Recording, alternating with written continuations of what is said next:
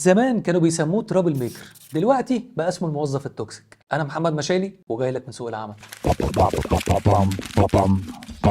اتكلمنا عن الشخص التوكسيك قبل كده في فيديو ازاي تكره مديرك فيك في 5 خطوات، والنهارده خليني اقول لك على 4 حاجات تعملها معاه لو انت مدير او تيم ليدر. اول حاجه ودي بنفترض فيها حسن النيه، لو عندك موظف توكسيك بس شغله كويس، فكر الاول في الاسباب اللي ممكن تخليه يعمل كده، ولو وصلت للاسباب وحلتها الشخص ده ممكن يتغير على ايدك 180 درجه، وساعتها هتبقى كسبته بدل ما تكسب عداوته، وده عموما جزء من الجوب ديسكريبشن بتاعك. طب لو شغله اي كلام، اديله تاسكات يشتغلها لوحده، عشان النوع ده بيحب الكلام والشكوى الكتير، واحسن بيئه بالنسبه له انه يكون قاعد في وسط ناس، فليه تديله الفرصه دي؟ ثالث حاجه، الشخص التوكسيك بيحب دايما يستفز الناس، وانت كمدير مهم تتعامل معاه بعقلانيه، وخليك جاهز بسيناريوهات كتيره وكلها رسميه. رابع حاجه، لو التقييم السنوي مسؤوليتك، اقعد معاه وعرفه هو محتاج يعمل ديفلوبمنت في ايه، ولو ما حصلش يبقى ساعتها انت محتاج تريبورت الموضوع ده للي فوقك. ونصيحتي ليك، خلي ده اخر الحلول. وبس يا سيدي، هستناك تكتب لي في الكومنتس لو قابلت شخص توكسيك معاك في الشغل عملت ايه معاه غير اللي اتكلمنا فيه، وطبعا ما تنساش الفولو واللايك والحركات اياها.